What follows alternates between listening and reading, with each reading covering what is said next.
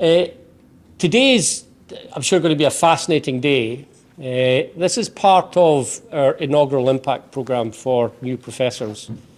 So historically, what universities have done when an individual achieves the personal distinction of being appointed to a professor is that they've delivered an inaugural lecture. And the challenge with that is that, as a civic institution, we have a responsibility to our communities that we live within and society to express what we do. And it's quite difficult for the number of professors to always have the inaugural lectures.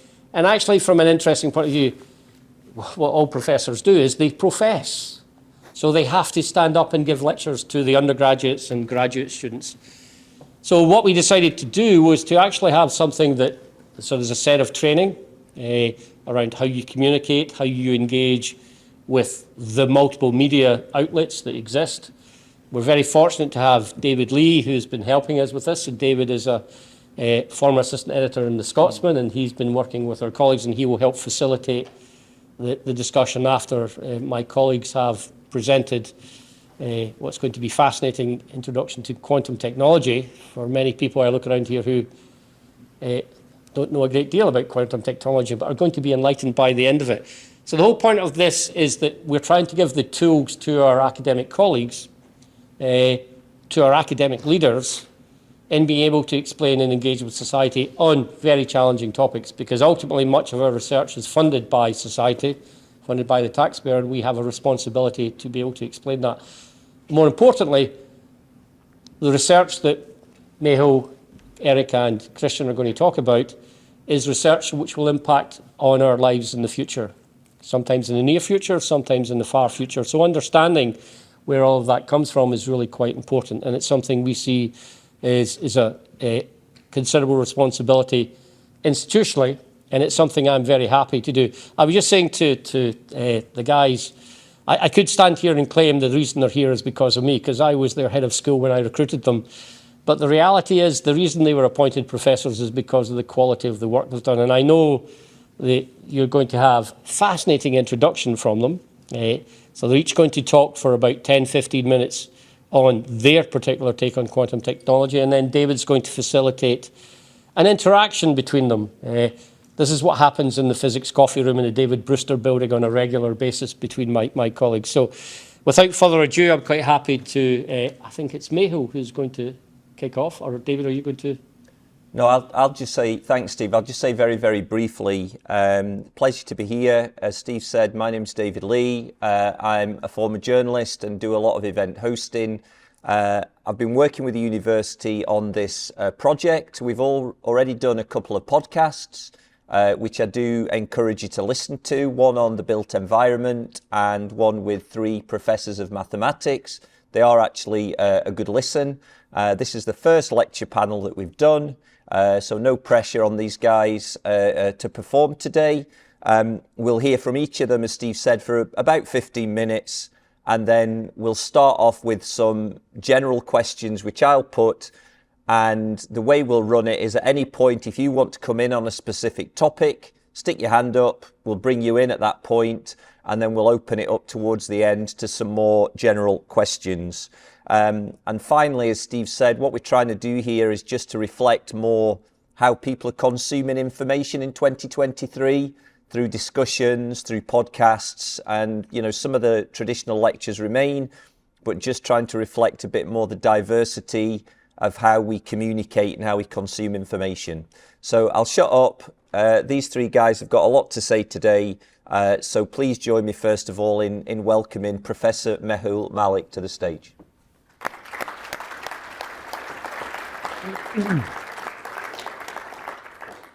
Right, can you hear me? Okay, good. So thank you everyone for being here. It's really nice to see such a great turnout.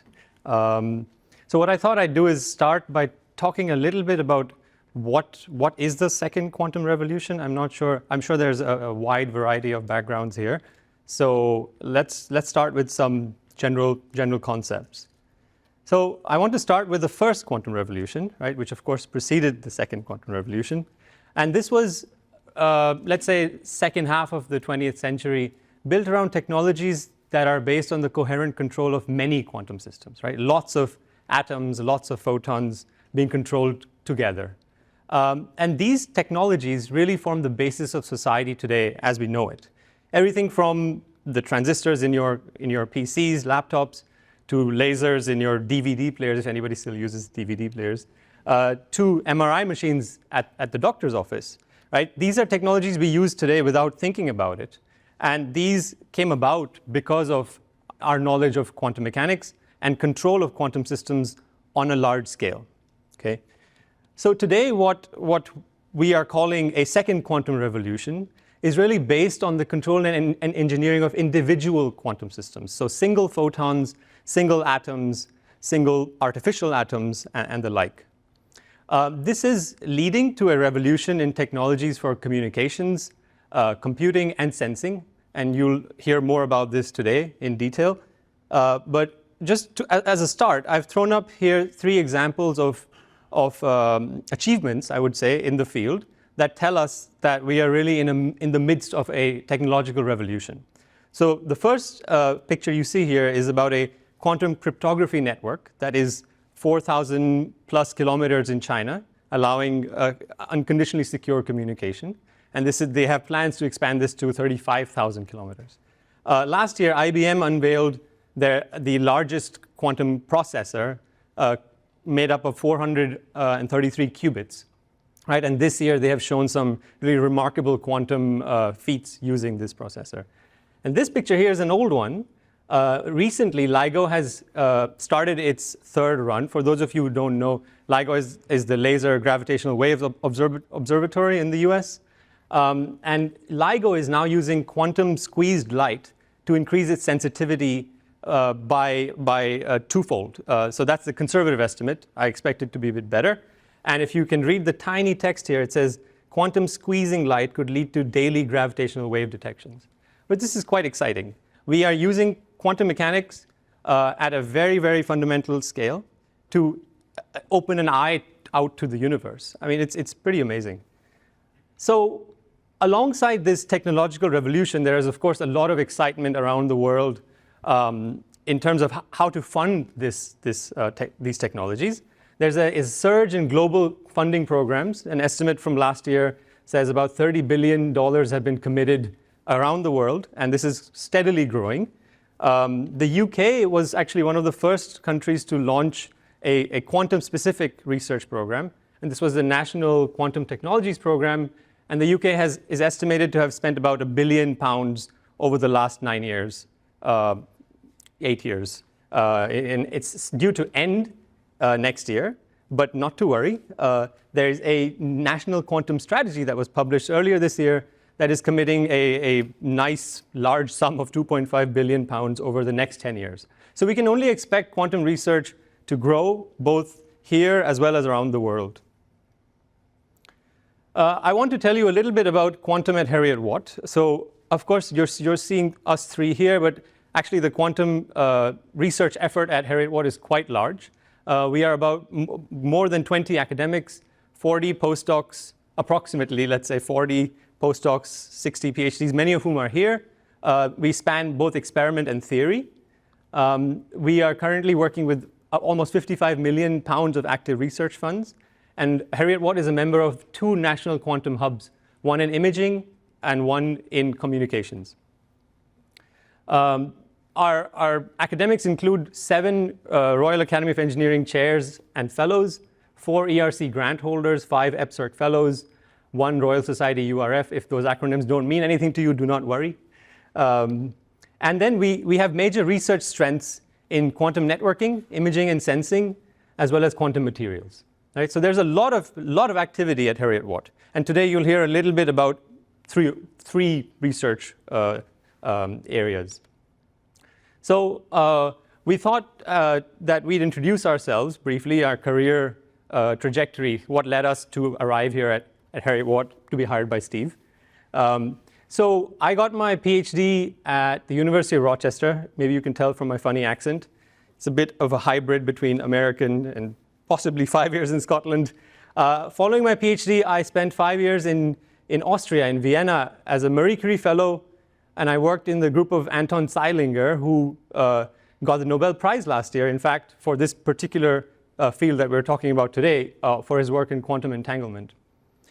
Following that, I started my group at Heriot-Watt in 2018 as an EPSRC Early Career Fellow. And in 2021, I received an ERC grant, which allowed me to really significantly expand my research efforts. Starting this year, I have started a Royal Academy of Engineering chair in emerging technologies, which should lead to much more exciting things in the future. My research group is called the Beyond Binary Quantum Information Lab, BBQ Lab for short, and we are composed of about 10 people from all over the world, from 8 different countries, and some faces you might see in the audience today. And if you're interested in learning more about our research, I encourage you to visit our website. Right, so let's get into some quantum science, right? So quantum technologies today are mostly based around the control of what are known as qubits. And qubits are quantum versions of bits. As you can see, here I have a 0 and a 1. And a classical bit that we all use inside our devices can either be a 0 or a 1, right? But a quantum bit can be in a coherent superposition of both 0 and 1. The use of quantum bits encoded in light or single particles of light has led to really exciting technologies such as quantum cryptography that allows us to have unconditionally secure encryption based purely on the laws of physics. And future networks of interconnected quantum computers are expected to lead to a revolution in how we process information. However, qubits are inherently limited in how much information they can carry, right, which is one bit.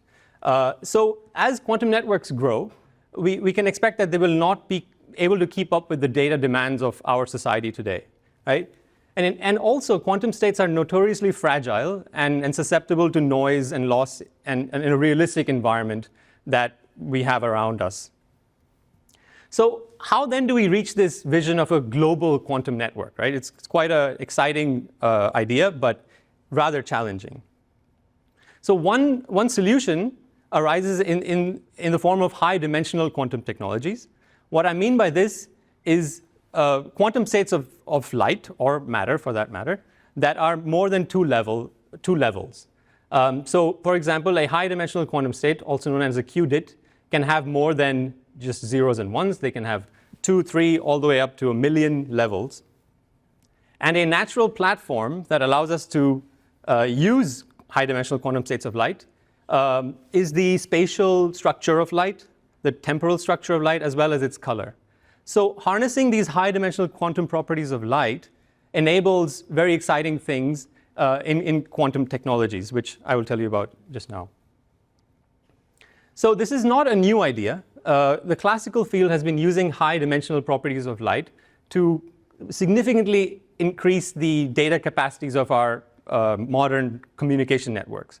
For example, the use of wavelength division multiplexing, which is basically encoding information in the color of light, or space division multiplexing, has increased the data capacity of what is known as a submarine cable. These are optical fibers running underneath the Atlantic to stunning rates. So I believe the current rate is, the record is about a few petabits per second, which is literally taking 3,000-4,000 computers and sending them per second across the Atlantic, right? Which is incredible. So on this graph, and this is a graph from the last 20 years showing you where we are kind of heading, on this graph, I've added some records in quantum secure key rates, so a quantum encryption system that uses single particles of light as opposed to bright pulses, what has been achieved. And you'll see that we are way behind classical comms rates, but the use of time frequency and the spatial degree of freedom is also leading to big jumps in quantum secure key rates. And so the use of qubits allows us to maximize the information capacity of quantum networks and also increase their energy efficiency. If you can pack lots of information on a single particle of light, you can then have a more efficient communication system. A second, slightly more subtle advantage of high-dimensional quantum states is that they allow us to operate in prohibitive regimes of noise and loss. So as I said, quantum states, quantum properties such as entanglement are easily lost in a realistic environment that has noisy, let's say, effects from the environment, and high-dimensional states allow us to overcome these issues. Right, so very quickly, I don't know how I'm doing on time. I think what I'll do is I'm just going to tell you about a few recent results from my research group in this particular field of high-dimensional quantum technologies. So the challenge in high-dimensional QT is that we are still developing ways to generate, transport, and manipulate these states of light. So they're rather different and more complicated than your usual two-dimensional quantum systems. So we've done some work over the last few years, let's say 5 years, on the generation of light. So this is one example from my group, along with collaborators in Vienna. We produced the first 3-particle entangled state in high dimensions. So you can produce entangled states of light. They're routinely produced using polarization of light. So we produced the first 3-particle entangled state that was entangled in its spatial degree of freedom. In particular, its orbital angular momentum, where the photons were carrying a twisted helical structure. More recently in my group, we demonstrated the entanglement of 2 photons in a record 55 dimensions. And this was using these transverse pixel modes. And this is something that we call pixel entanglement. We have done some exciting work on transporting these complex quantum states of light. So for example, around 3 years ago, we demonstrated how entanglement can be unscrambled through a complex medium for the first time. And this received a lot of media attention and also appeared on the cover of Nature Physics in November 2020. Recently, we demonstrated how very strong forms of quantum entanglement can tolerate noise and loss when you use high-dimensional degrees of freedom. And very recently, we've demonstrated how you can manipulate high-dimensional quantum states of light using complex scattering. So in this experiment, so the reason I'm showing you a integrated circuit and an optical fiber is that we encoded a circuit inside an optical fiber, the thickness of a human hair. So we were able to do computations on light by programming a circuit inside something as thin as your hair. And this was just recently accepted in Nature Physics, which is very exciting. Yesterday, in fact. So with that, I will stop here. I'd like to thank, of course, all the members of my group and a whole bunch of collaborators around the world that have allowed me to reach this stage in my career. So thank you.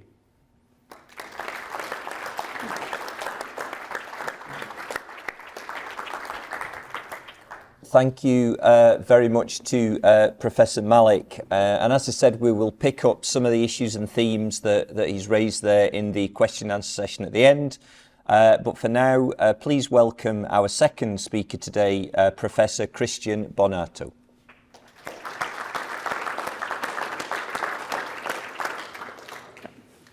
Yeah, good afternoon, everybody, and thanks for coming here. So I will also start by a very quick introduction about myself. And basically, I can summarize my life as moving northern and northern.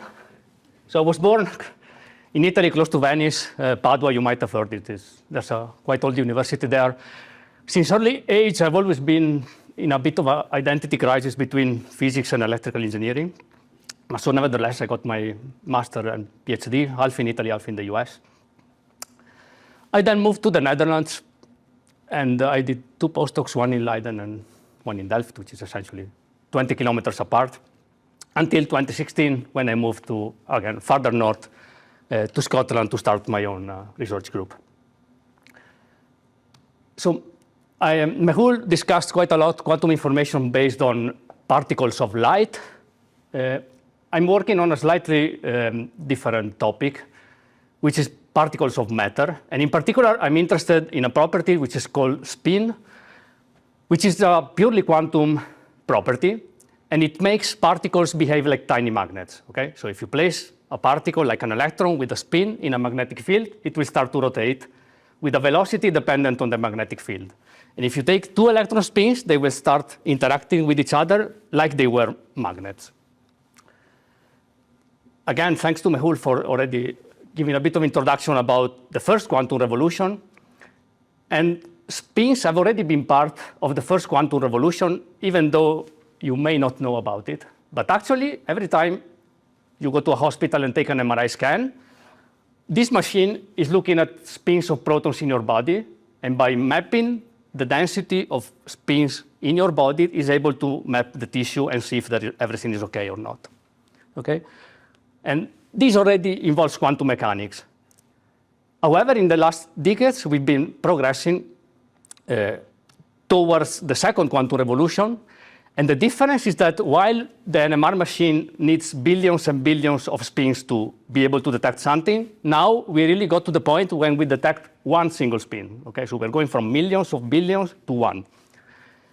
And this is quite interesting from a technological point of view, because if you take one electron spin is really, really small, very, very small. And that makes this technique very, very sensitive to very small quantities of matter. Okay, so instead of imaging billions of protons, we can now image one proton. So how do we do this?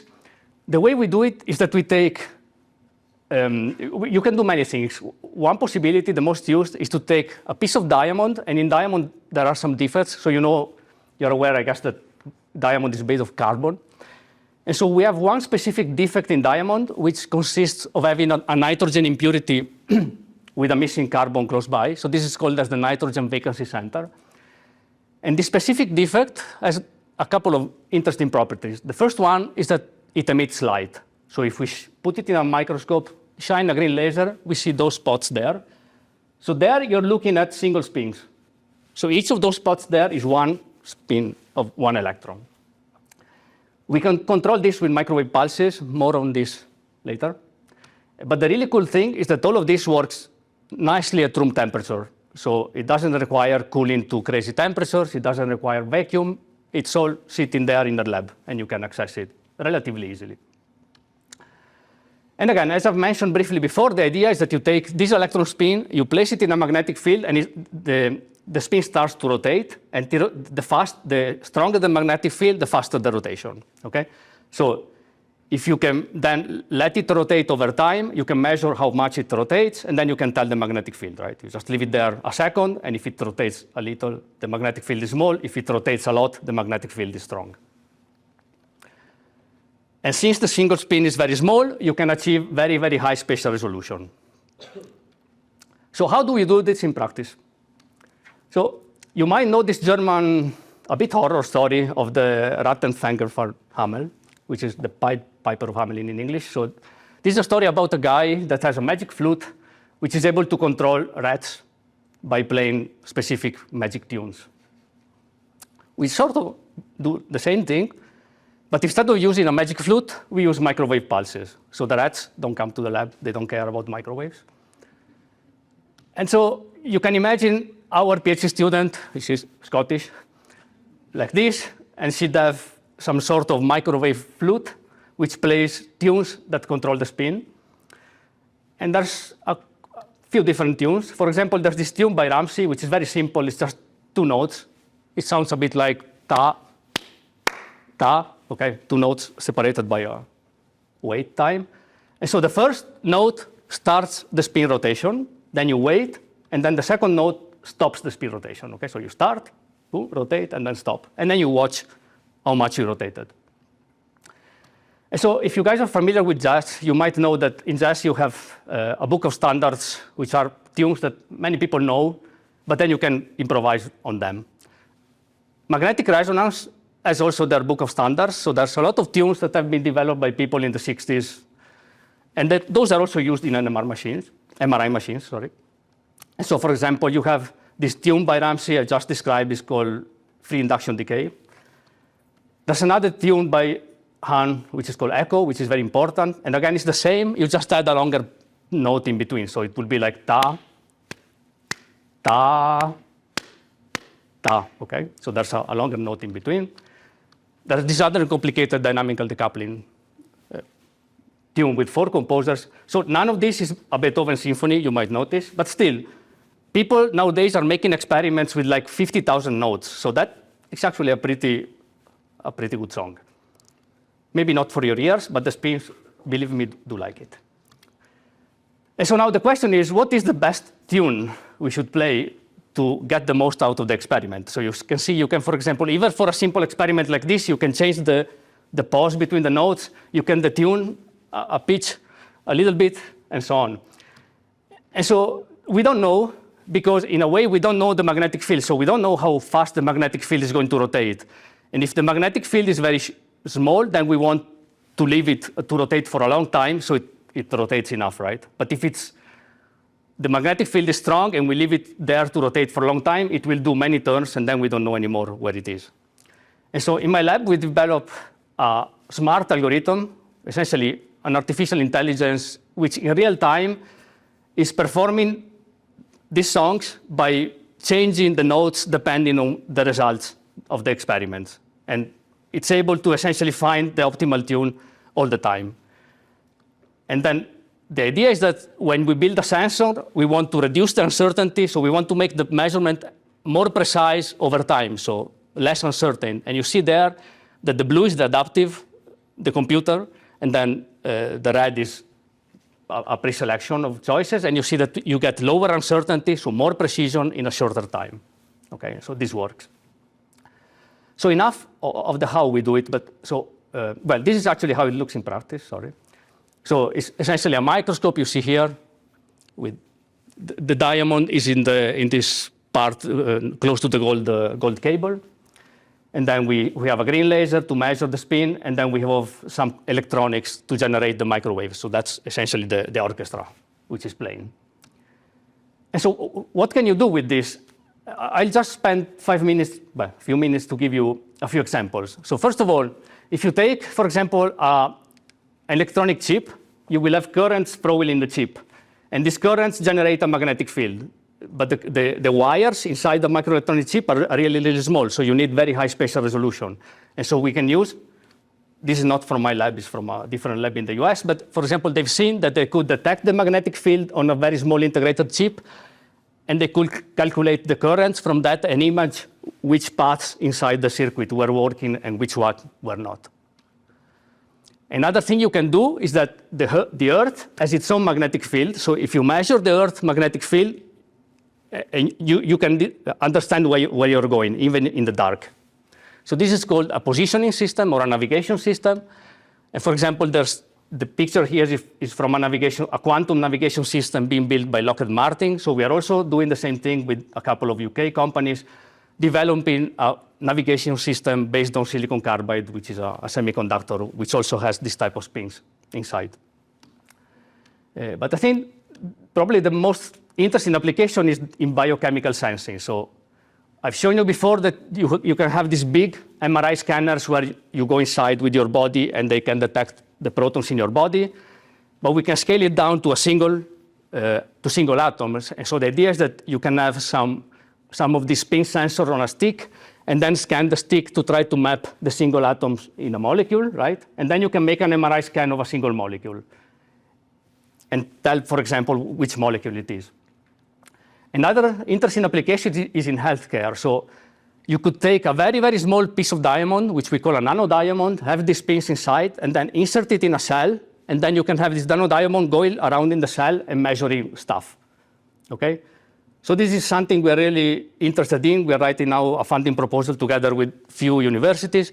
And the idea there is that since this sensor is very, very small and is very, very sensitive, it can detect very small quantities of chemicals.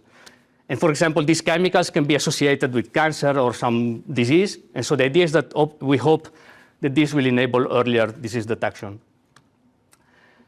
So at Heriot-Watt, we've also had a pretty strong investment recently to build a quantum magnetometry facility, which essentially the idea is that we'll have a diamond cantilever or a beam with a spin on the tip, and then we will be able to scan this tip on magnetic materials to map magnetism at very small scales.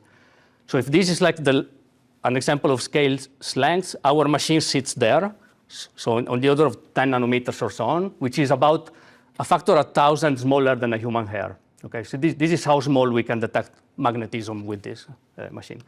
So this was actually, the first machine was installed last week. You see here how happy we were after we managed to cool it down to a very tiny fraction above absolute zero, so 0.007 degrees above absolute zero. And we're really looking forward to use this to study superconductivity and magnetism in complex materials. Just last one thing before I conclude. Building a quantum device using spins is actually complicated in the sense that you need quite a lot of different things to come together. You need very high quality materials. We need materials which are very clean, most of the times cleaner than what you can buy commercially. We need to make electronic devices out of them. So you see here a picture of diodes that we built in our lab. You need to make photonic devices to extract light out very efficiently. You need microwaves. So that is the flute we use to deliver the microwaves to the diamond. To create this spin defect, we need to bring the diamond to an accelerator and shoot nitrogen atoms. So you also need somebody with an accelerator that does that for you. We need people that do theory. You'll hear more from Erik in the next talk about the need for people to calculate what we should expect when we do the experiments, and to develop algorithms, and to develop the artificial intelligence. So it's really a lot of different skills that come together. And so I would really like to convey the message that if you think that scientists are lonely people sitting alone in a dark lab, that's wrong, totally wrong. I just, as a game, counted how many people I've collaborated with, and I got tired at a certain point, but for sure it's at least more than 150, so at least 3 new co-authors every paper. So it's a lot of people that need to work together to achieve this type of stuff. And just some snapshot of how things work in the lab. So this is Tian, which was a former postdoc of mine, processing a semiconductor quantum device. It doesn't always dress like that, but the idea is that if he puts on those clothes, he keeps the environment very, very clean, and it doesn't add particles and dirt. Isam and Alex are here aligning some optics. Mohammed checking microwaves. And finally, I've showed you the artificial intelligence driving the experiment. That guy is the intelligence behind the artificial intelligence. And as to conclude, I'm just a front man. These are the people that were actually in the lab doing the real work. Thank you very much.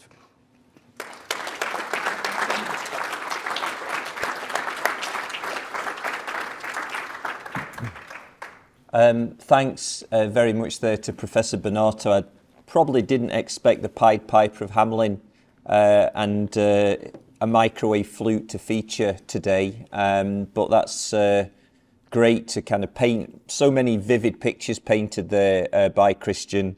And we'll now hand over to our last but by no means least, because this very much is a trio with us today, to our last contributor, Professor Erik Gauger. Erik. Thanks very much. Thanks everyone for being here. It's great to have so many people with us. I'm last. I'll try to be brief. I'll try to be relatively non-technical. I'd like to give you a brief glimpse at some of the things we do in my research group, and I'll focus on some areas which haven't been covered by Mehul and Cristian in particular. There'll be some overlap too. Before I do that, a little bit about myself. I graduated with an integrated master's in physics with a bit of maths and computer science thrown in from the University of Constance, and then went to Oxford for my PhD. And after that, I had a stint in Singapore at the Center for Quantum Technologies before coming here to Heriot-Watt in 2015, and I've been here ever since. And some of the things I've done along the way, as an undergraduate, together with a friend and peer of mine, I started a small software partnership called Evolve IT, and we kept that going for 10 odd years and had a lot of fun and learned a lot. And then since arriving here in Edinburgh, I've had really benefited from support from the Royal Society of Edinburgh, first through a personal research fellowship, which kind of got me here, also participation in the Scottish Crucible program, and on the back of that, an outreach project, and more recently as part of the Young Academy of Scotland. So really grateful for the support and opportunities there. Right, so about the science, I'm a theorist. So I kind of care about mathematical models, and we've heard about these wonderful quantum technologies, and the question is kind of how do we understand them, how do we design them, how do we come up with the ideas? What you've got here is a Schrödinger equation. That's the fundamental equation of quantum mechanics, and it looks relatively simple or not, but the problem is it's really hard to solve. We can do that for a qubit, we can do that for a spin, we can do that for isolated kind of model systems as we teach our undergraduates. But if you take anything we can sort of grab, take into our hands, if you think about solid state, condensed matter technologies, we don't get very far. We can solve it for a hydrogen atom.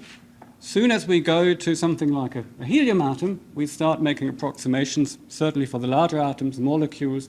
There's no hope we can properly solve the whole thing sort of completely satisfactorily on paper without making any approximations. So what we need, if we want to design these real-world technologies, is kind of mathematical models in a way to understand and to understand the systems. And typically in quantum technologies, the situation is something like you've got on the upper right there, or upper left from your perspective, we have our quantum system of interest. We have the thing we want to be our qubit, or number of qubits, or high-dimensional qubit, as Mehul introduced. And then around it, we've got lots of physical environment. We've got, in physics parlance, bosons, fermions, spins. We've sort of got the matter, and everything interacts, and that kind of makes it messy. And we can't solve the Schrödinger equation directly, but what we need is a way of somehow capturing the influence of the effect of the environment on that system which we want to control and exploit and utilize. And there we're looking for something that's, that we can then model and use to understand the experiments, design the experiments, come up with a protocol, predict the behavior and properties. So here's an example of kind of one way of doing it. I won't talk about the bottom there. This is from a recent paper by senior postdoc Moritz in my group, who's somewhere over there. So Moritz came up with a way of how we can do this in a sort of relatively automated, convenient, very general way. This is a numerical way of doing it, but we also work on analytical approaches, but I'll focus on this for a second without going into too much detail. What we do is, essentially, we discretize time into little chunks. We want to know how things evolve, how they behave as time progresses. We discretize time, and then we kind of deal with the environment kind of one little chunk at a time, such that it remains manageable.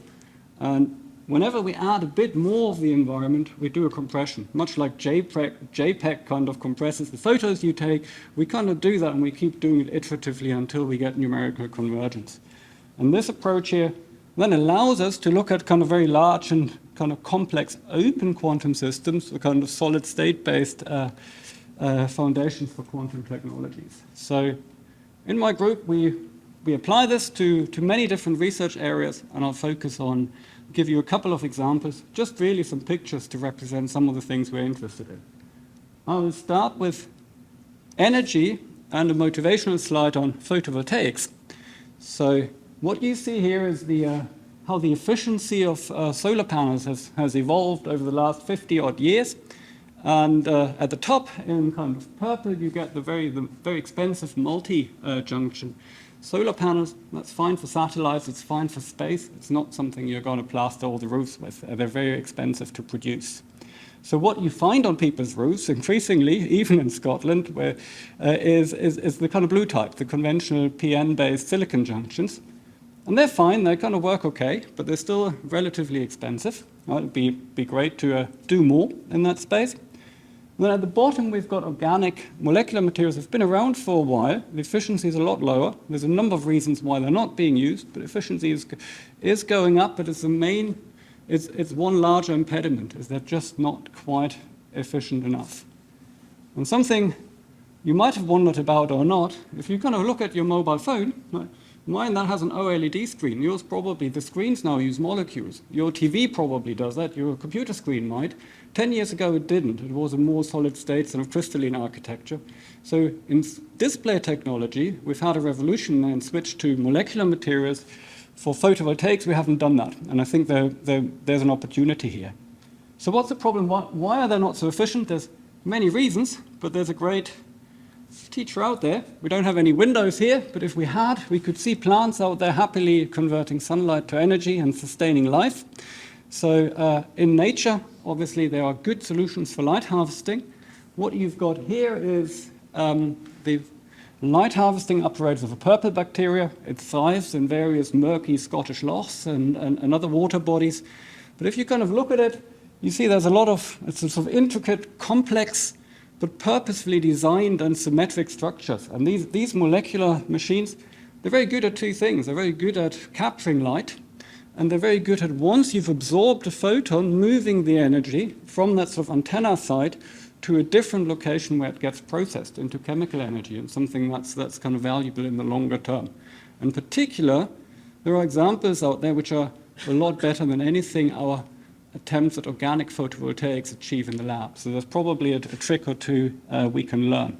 And this is something that's been a theme in my research group. We've been doing that for a number of years. I won't talk about the details, but we kind of like to think what happens if you take various molecules, in theory mostly, but increasingly these effects are being seen in the lab. But what happens if you take various molecules, put them together, what can you do? And it turns out you can design materials which can absorb light, but they can't re-radiate it. So it's kind of they're good at holding on to the energy. You can design materials which can absorb light, and they can do it again and again without re-radiating it. And you can put together structures where the collection of the things you have gives you more than the sum of its part. So we call that, for absorbing light, we call that superabsorption. We have a few molecules, and if they work together, they do better than they would if you kind of just sum over the individual contributions.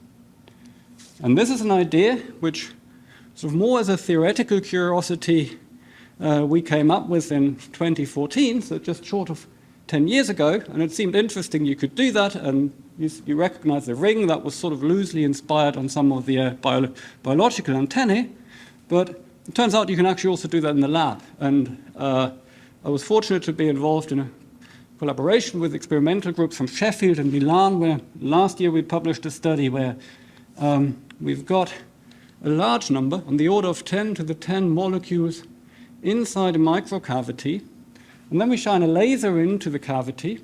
Well, the experimentalists in Milan did, and the question is, how quickly does the light get converted into electronic excitation? And how does that change if you put more molecules in there? And what we found is, the more molecules you put in there, the faster the light gets converted. So that's an example of superabsorption. Let's talk about it in terms of a battery. Imagine you've got a battery, you double the capacity, you might expect it takes twice as long to charge. That didn't happen here. It didn't take twice as long. It didn't take the same amount of time. It took less time. So this is using quantum interference to design a quantum battery. That's a very, very fundamental proof of principle. No one's going to power their phone or their bike or their car with this, but it sort of shows the concepts, the ideas work, and they can be realized in the lab and they can be utilized. Okay, I think you can use similar tricks for transport to kind of move the energy around on the nanoscale. Again, you get situations where on the right, if you sort of put 3 wires in parallel, you can get more than the sum of the parts. On the left is an example where if you want to offer a sort of energetic gradient, something to slide down, we know classically a straight line isn't ideal, but it's not that. But quantum mechanically, you want to have periodic barriers, and that gives you an advantage. I won't explain why here. I'm just saying that's, again, looking at sort of what happens in photosynthesis and biological systems and saying, does that help us for designing artificial technologies? Change of tack for the last couple of minutes. How does your Scottish European robin find its way to North Africa? Very, very different topic. What you've got here is an aerial photo of the city centre of Oxford. I took that from a light aircraft about 10 years ago as a passenger, and then I put some blobs of color on there with a lot of artistic license. But you can sort of see this figure of 8 in blue, kind of horizontal, and vertical in orange. What does that have to do with the question I asked? Well, this is kind of how we believe birds sense a magnetic field. We think they've got, they actually see, they have a visual heads-up display closely integrated with their visual system that tells them where to go. You might wonder, why am I talking about this? What it comes back to, without going through the details, we think they've got a molecule, a compass molecule, likely avian cryptochrome, on the bird's retina, which gets photo-excited. You absorb a photon, and then you have 2 electron spins, and they start off in one of these entangled states Mehul talked about. They also interact with a proximal nuclear spin, and then the whole thing, the network of these 3 interacting spins together, acts like a tiny molecular magnetic field sensor, much in the way this is sort of coming around to what Cristian's interested in. And you can show both theoretically, actually, this is from a review. The figures on the right are taken from some calculations I did from one of my papers, different papers.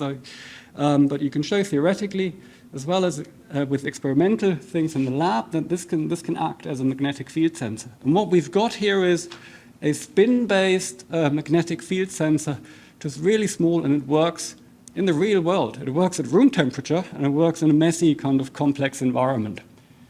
Can we, sort of similar ideas, of course, and Cristian's introduced that, apply to a nano MRI with NV centers in diamond. This is a picture from a paper I was involved in a while ago where we said, well, if you have one NV center, that's kind of great. If you add a second one, that's at the bottom, you have this amplifier spin, you've got two interacting nuclear spins, and you exploit that.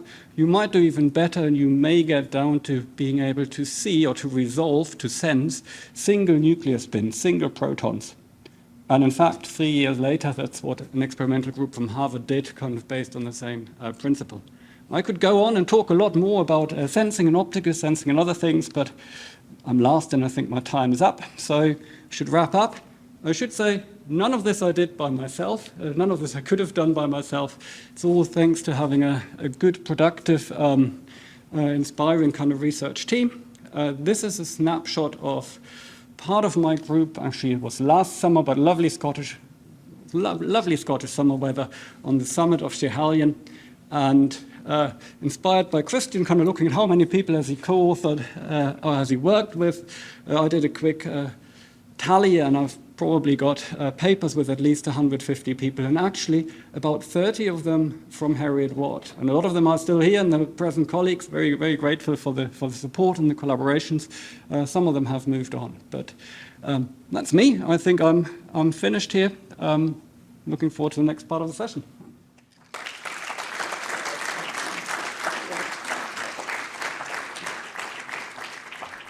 Okay, so thank you very much to Mehul, to Cristian, and to Erik. And thank you very much, Phil, for the microphone. There's a lot to talk about here. If at any point in the conversation you want to come in on that particular point, stick your hand up and we will throw you one of these cuddly microphones and you can come in, and then we'll open it up completely for questions towards the end. Where I'd like to start, also if you can't hear at the back, wave your hands and we'll get the microphone across. I'd like to look at the title of the session first of all. Which areas of business and technology will be most disrupted by the second quantum revolution? Each of our speakers has touched on that a little bit, but I'd like to develop that, and starting off with you, Mehul. Why does progress in quantum offer, do you think, such exciting possibilities in computing and in computing security as well?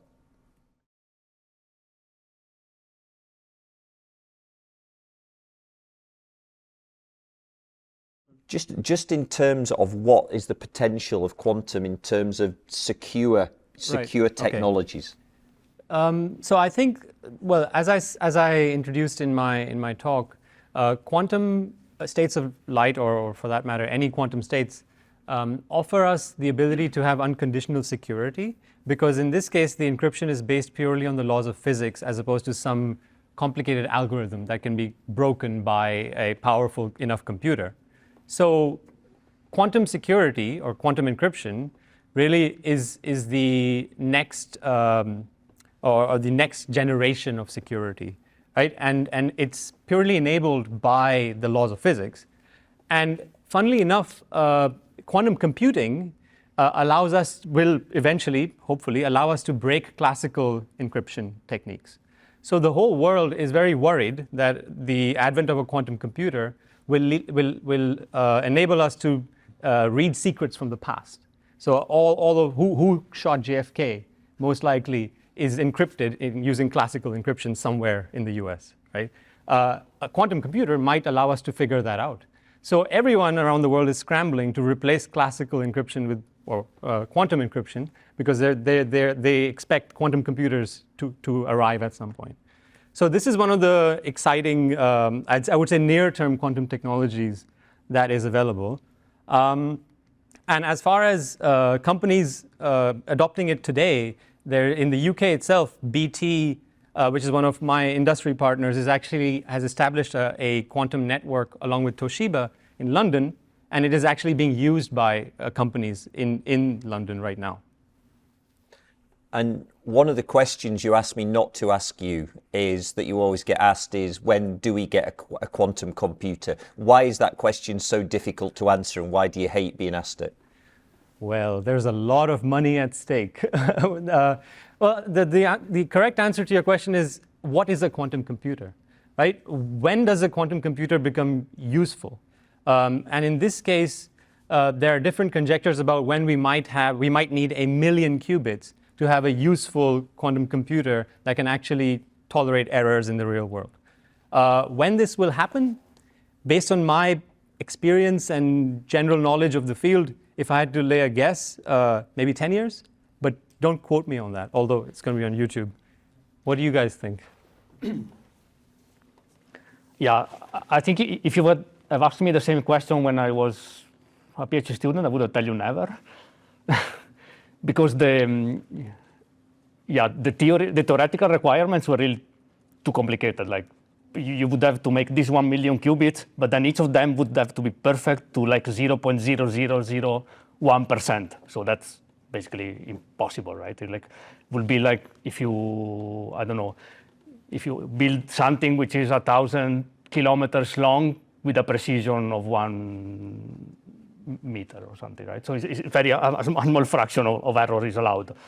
But then if you look at the progress in the recent years, it's actually been quite amazing, because we people, managed to both build these quantum devices better and better and in larger scales, but also theory on the other side managed to bring this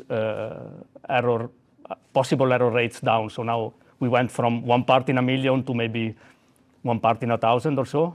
So I think I'm quite now more optimistic than I used to be. Okay, and just while you're on, Cristian, you talked about the potential for quantum technology in biochemistry in particular. Where are we on that journey? What's the real potential there in harnessing quantum in those biochemical contexts, do you think? What really excites you about that? Yeah. So we are at the scientific investigation level. So we are basically in the physics lab. Us physicists have worked for like 20 years to try to develop the technology. Now we're confident it works in the physics lab. And now we're starting to talk to the chemists and to the biologists to try to see how can we make this experiment work in a cell, how can we make it work with some chemicals and so on. And then from there, we'll have to make it actually useful in practice. So I think we're still a long way to go, but I think it's really promising. It's really exciting because, I don't know, I've been working in this field for like 10 years now. And the fact that we can see one single spin and we can place a single spin inside a cell, to me is like magic or science fiction, I think. So. Okay, and Erik, what about you in terms of the the practical application, in terms of which sectors of the economy do you think are really going to be affected by quantum, and what really excites you about that potential? And I'm particularly interested in what you talked about, some of the looking at the natural world. I'd like you maybe you've used some great examples there. It'd be good to kind of hear a bit more about that. So I think that is probably a slightly kind of longer term goal. I guess we know we can improve, for example, lighthousing in principle, learning from nature, exploiting quantum effects, in some sense engineering our technologies at the very fundamental quantum level. That gives us a leeway for improvement. We're sort of only just about seeing the very fundamental demonstrations kind of in the labs, and some of the effects, the quantum battery charging I talked about is such a demonstration. But it's a long way, presumably, to develop that into something that has practical applications. But I think it's actually thinking about sustainable energy. The potential impact is immense. It could be, if it does lead to fruition, it could be a very impactful, powerful technology, maybe more so than some others. But I think what we're going to see first, what's also got huge potential, is I think the sensing. Cristian talked about your early disease detection, healthcare. That's a huge sector. Obviously, your communication, computation. Maybe if I may weigh in on the question, when are we going to see a quantum computer? Mehul is exactly right. It depends on what you mean, and I think we're now more inclusive. It used to be, when I started the PhD, I kind of used to think a quantum computer is something that's a universal scalable quantum computer operating using quantum gates, pretty much in the same way as classical computer. And we're seeing sort of more and more instances. I think we're sort of broadening the term, and obviously the first specialist devices which are very good at solving one particular kind of problem, they exist and they do better than classical computers, but they're very, very niche. But I think we're going to kind of see more of that, and it probably will get integrated with classical computers. I don't think it'll replace it, but it will have its niche applications, and that could be sooner rather than later. Okay. Cristian, you talked about you didn't expect to see a quantum computer maybe early in your career. I'm quite interested in what is the difference for students coming into the quantum world now? I mean, you three are not terribly old, you've still got plenty of years ahead of you. But when you came in, what's different? How different is it now, and is that kind of that pace of progress? You said you would never have seen it. So how different is it for students coming in now? Yeah, it's very different. When I was a student, quantum mechanics was still seen as a sort of a bit of a curiosity. I mean, I clearly remember some of my professors that were teaching me when I was a student saying, okay, but this stuff is fun, but it's not useful at all. While now I think there's a really general appreciation of the fact that this will be useful. And I think the indicator is that industry is really now heavily involved. Like a PhD student graduates now, I mean, we have a really hard time keeping people because they're really in high demand in industry, and both in Europe and the US and everywhere. So it's really, I kind of envy the people that are graduating now because I think they really have a lot of opportunity, and probably they will see applications very, very soon. Yeah. And Mehul, what do you think about that question? What are those range of opportunities that are open, and why is the private sector so interested in quantum now? So the private sector has a lot to gain from improving technologies, right? If we can sense gases more better than we can currently, for example, methane sensing is very important, both from an environmental perspective as well as energy. So these are game-changing technologies that have the potential to make the private sector a lot of money. I would say that's the main motivation for the private sector. I talked a bit about how communication security is critical. I think today we're more and more being made aware of the importance of data security with the fraud and sort of all of these phishing attempts, etc., and hacking attempts from foreign countries. So I think that these are all motivations not purely from the private sector, but also from the governmental sector for us to develop these technologies. Does that answer your question? I think so, yeah. And Erik, if I can come to you as well on a similar question, when we had a chat beforehand, we talked about the private and the public sector opportunities and whether there was still that idealism in universities. And do you think that students coming into this field are still coming in an idealistic way, or do you think they're looking at the private sector dollar? Can you take the mic a little bit nearer to you? Okay. Of course. I think we do still see a stream of people who basically care about the very fundamental science and trying to make sense of the world around us. And I think that's actually quantum technology, whilst it's getting more applied and it has the economic and kind of industrial connections these days, it's very close to the foundational questions. And I think I probably speak for all of us to say we all have an interest in that. We're sort of simultaneously fascinated by just trying to make some sense of it, trying to understand the world around us, as well as doing something that's useful. And we do see, I think, a lot of students who are driven by that ideal, and they want to sort of study nature and kind of understand the basic laws of nature. Yeah. Any questions from the audience on what we've talked about so far? There's quite a lot of other topics to discuss. It would be good to get a couple of questions from the audience. We'll have some at the end. Yeah, question at the front, please.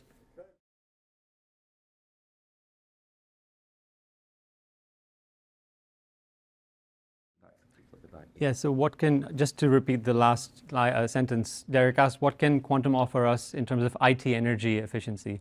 You're right, a lot of energy is used by data centers. This is expected to rise to, I think, 20-30% of global consumption.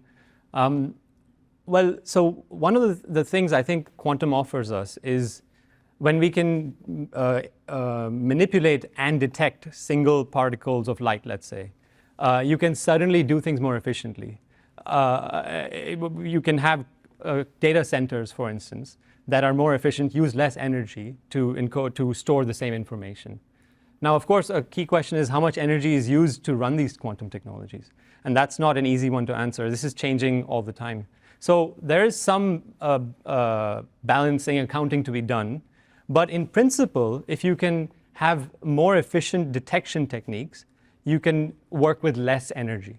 So people are interested in optical comms in space because you can, and this is not entirely related to quantum, but if you use optical comms, you can, the beam of light coming back from a spacecraft to the Earth is narrower, and maybe you need less, less complicated technology to detect it.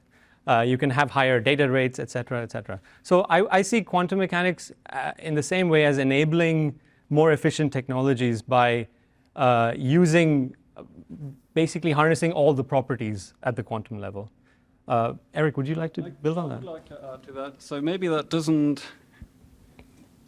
Okay, the question, what can quantum add? I think I sort of talked about. So maybe, but for other quantum technologies, computing, communication, etc., there is certainly an awareness, and there is, I believe, the first of its kind. There's a conference in Singapore later this year, organized by Alexia Orfev, and there is a quantum energy initiative, which a lot of the groups actually have signed up to and taken interest in. And as you know, if we go to the labs here, we use a lot of energy to accomplish relatively modest things, but it is about developing the fundamental science. But it's increasingly on the agenda is what's the resource cost and how can we minimize that? And actually, maybe going beyond that, there's another inaugural conference on quantum energy in Melbourne in December, which is kind of looking at using quantum to solve energy problems. So I think this is something that's really new, but things are happening in that space. Okay, thank you. Another thing I'm interested in is how quantum is communicated. And Mehul, you touched on the Nobel Prize winner for the work on entanglement. And I think you've got some thoughts on how that particular project was communicated and just the general communication of quantum and the understanding of it among the general public and how well that has improved or not. I think to answer this question, I mean, today we live in a strange time in terms of communication, right? We have access to data at our fingertips, and there's a lot of misinformation. So I think quantum physics falls prey to the same type of misinformation that politics does. Things are sensationalized. The data cycle, the news cycle changes very quickly. So we might get tidbits that sound very exciting, but at the end of the day, maybe the science behind it wasn't as phenomenal or game-changing. So I think that's something that we have to be careful about today. I think with access to all of this data and information on the internet, things are more accessible. Information is more accessible. I think people are more aware of what quantum mechanics is. I think they understand quantum physics better than, let's say, my parents did in the late 1900s. So I think there are challenges with this increased information and a responsibility that we have to engage with the public as physicists in the field. Cristian, any thoughts about that? Because you communicated complex things very well today. How do you think that's done in general about quantum? And do you think the general public still have a grasp on what quantum is and what its potential is? Yeah, I mean, yeah, following up on what Mehul just said, I think, so one of the problems with quantum is that a lot of media reports are either about how weird it is and how hard to understand it is, but that gives a bit the public, a bit the idea, okay, there's this strange thing that I'll never understand, and so whatever, it might be useful, but I think that's not true. That's us as scientists and you as journalists, we should all try to do our best to try to explain what happens, and I think it's feasible. I mean, entanglement is indeed not very easy to understand, but it can be explained in simple words. And I think we should really put an effort in that. So people, and also the general public, they should be very demanding when they are on the other side, on the receiving side. They shouldn't just be happy with the explanation, quantum is weird, but they should really be asking, but why and how does it work? Right? Okay. And just while you've got the microphone there, what excites you most about what you do? What gets you going into the lab every day and really excites you about your work? What really gets you going? Yeah, two things. On one side, I think I like really to build stuff that works. So when I'm building something and it can have an application, I think that makes me happy. And also thinking about potential implications and so on. And the other thing I think is the nice thing about science is surprises, that you go in the lab.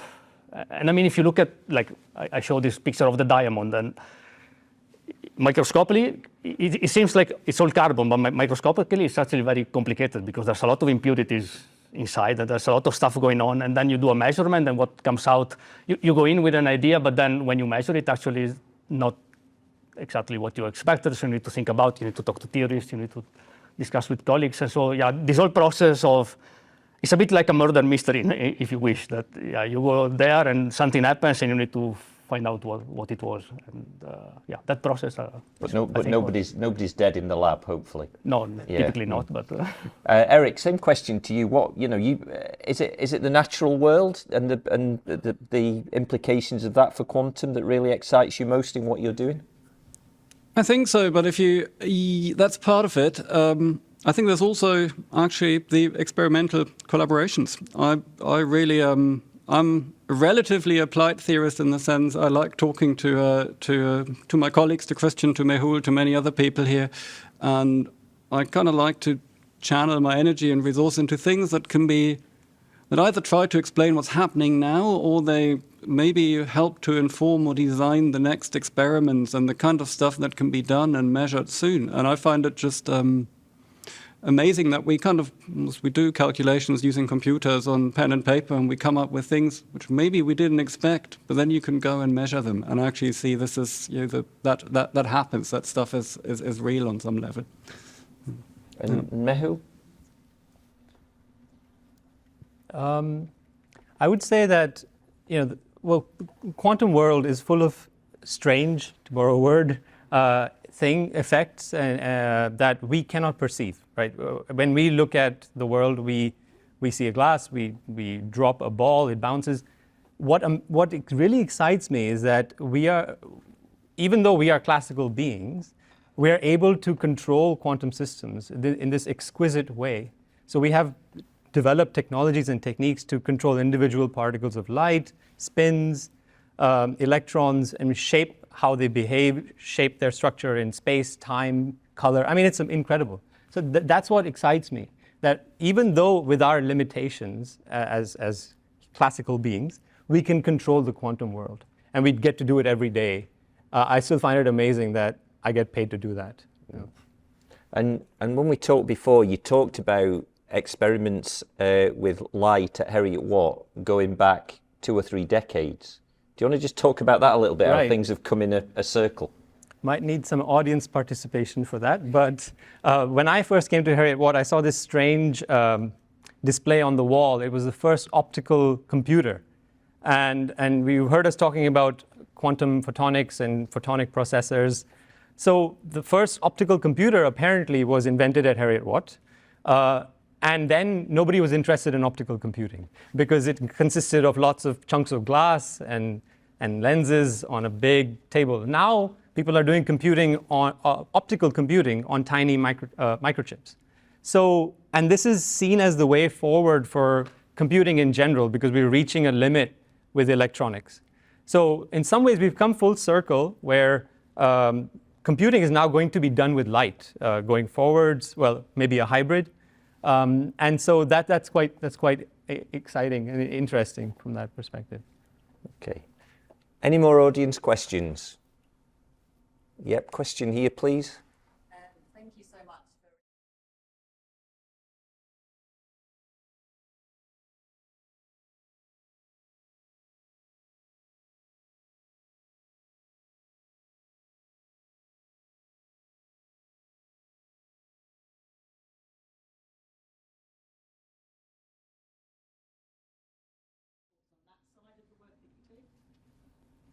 Do you want to go first? So I think it's a really, really important question, and it's a challenge that we face every day. I think there are many, many levels that we need to look at, and I'll try and address it in a couple of minutes. I think one of the biggest challenges is that there's an association, well, even at a very young age, science is for boys, engineering is for boys, and that builds over time. By the time somebody reaches their PhD, postdoc level, we've lost a lot of women in science. And I think that there's inherent structures that make that harder. For instance, in terms of child support or moving, having to move every time you change jobs. And this is not conducive to, let's say, both genders. And I think these are things that we try to address.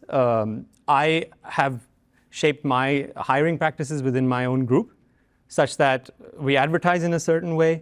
We're going to discuss this more in October at an event at Heriot-Watt. And the end result is it works. So if you can be more inclusive and advertise in an open way, my group today is about 40% female, which is a lot higher than the average. And it is a hard challenge because actually there aren't, when you just look at the population of scientists out there, it's just not easy to find people. So I think it's a very tough question. I don't have an easy answer for you, but I'm curious to hear what you guys think. Yeah, I agree with everything Mehul said. But it starts very early, and I think that is where the problem lies. I mean, I think we all are very happy if we get applications from females, but we really need to put out the idea that place role models or put out the idea that science and physics is for everybody. And yeah. So yes, I think I think Mehul's group is probably the role model to follow actually. But the one thing that's maybe sort of somewhat encouraging, although it also highlights the challenges, if we look at our undergraduate population, we've actually got a higher fraction of female students, and they tend to be at the top performing end. So of the female students we have, they do really, really well, and they do kind of. They're often, you take the 5 top students in a year, 3 of them will be female. And the question is, how do we manage to convert that into PhD students and encourage them to stay on? In terms of sort of general public, I think we need to start early. I've enjoyed kind of developing activities and running outreach things at the Glasgow Science and Edinburgh Science International Festival, Family Fun Day, kind of things for primary school age. And there you don't really, I think if you've got the right thing, you can engage kind of regardless of background. You can cater to everyone and you can capture everyone. And then there's a challenge of sort of keeping that going and feeding it through. Okay, thank you. Yeah. Time for probably a couple more questions from the audience. Yeah, thank you.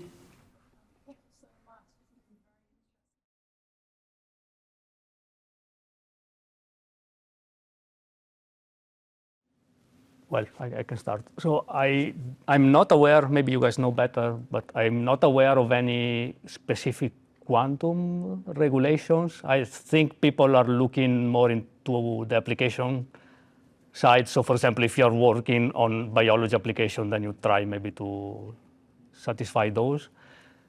The only things I'm aware is standardization regulation. So to try, for example, in quantum communication, to make sure that there is a set of rules that everybody uses so that the systems can talk to each other.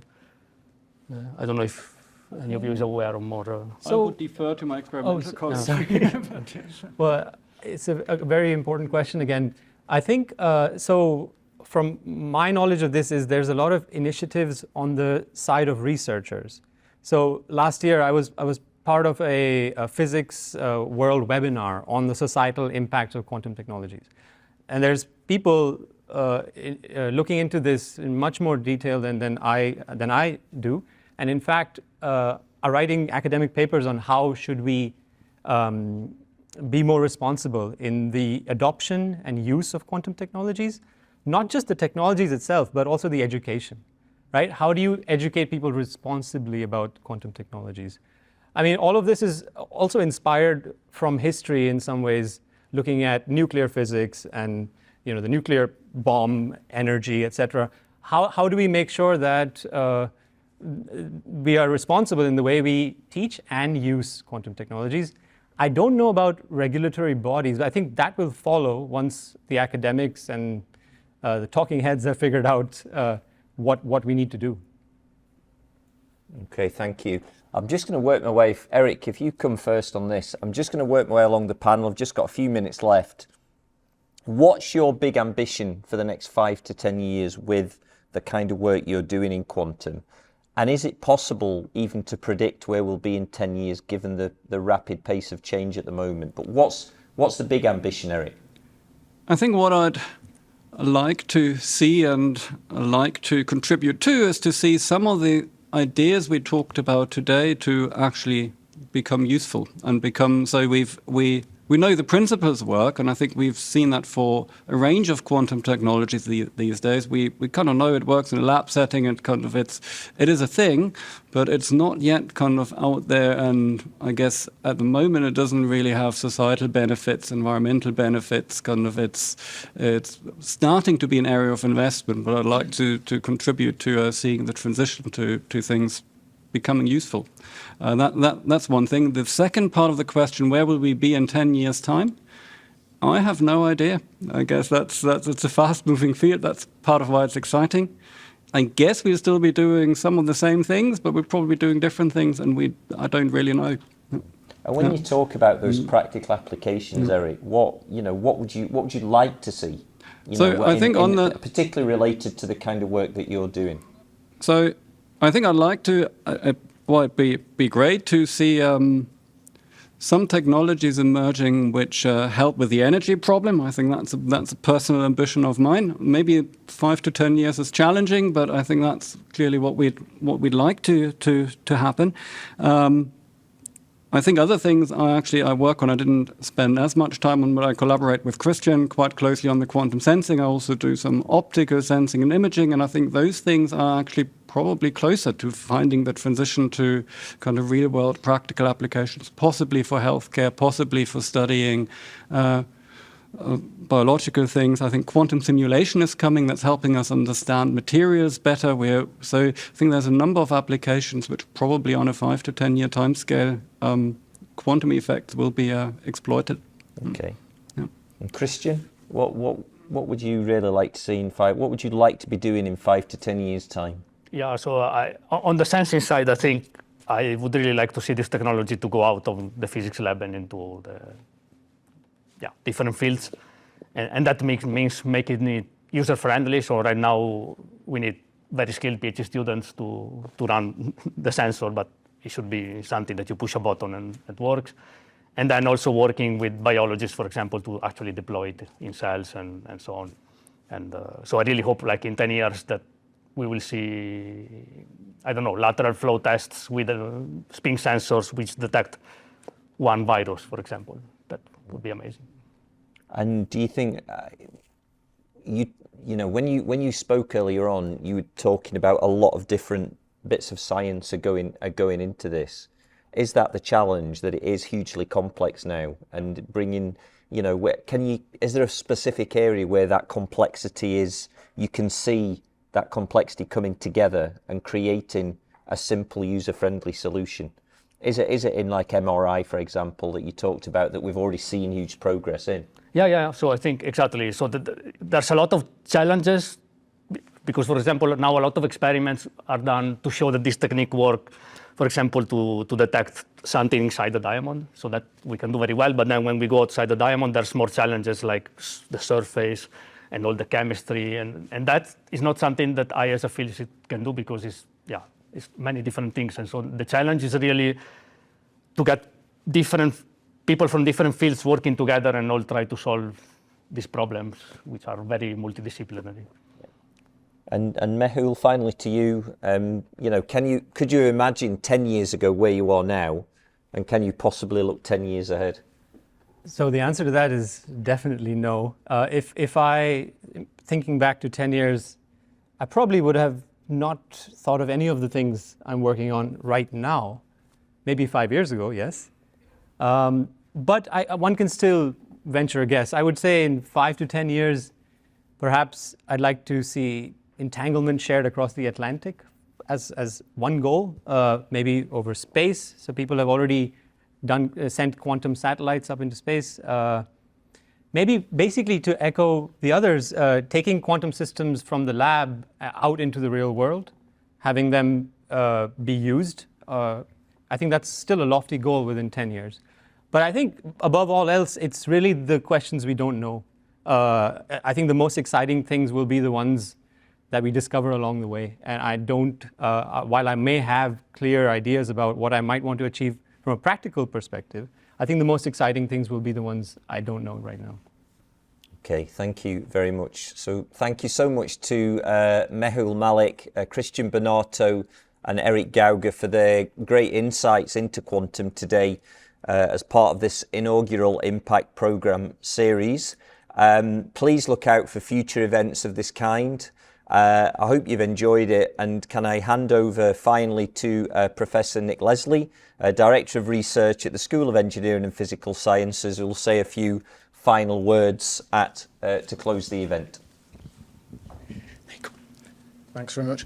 I'm really going to say very little indeed, but it's a real pleasure to thank our new professors, Mehul, Cristian and Erik, for their really impressive talks explaining difficult and challenging ideas, and taking on that responsibility I know they do to share their complex ideas with people who don't have the background and for whom it's a little bit difficult. I think that challenge to break down barriers between complex areas like quantum, even with people like biochemists, and I mean, I've seen the Big Bang Theory. I know my place in a scientific sort of a hierarchy. But to be serious for a moment, I think there are a lot of technologies and technology areas that over the years emerge and go through periods of interest and excitement, and then realization of the problems and the challenges appear, and interest and investment wanes. I think in quantum, there's been a lot of investment in quantum technology for many years, and I think it's one of those things that stands out as an area where the more we have learned, the more interest and excitement and investment there is in the area. I think this is really important. I think we should just be so very, very happy to have Mehul, Cristian and Erik as our new colleagues as professors in the university, and I think so. Thank you very much for an excellent afternoon.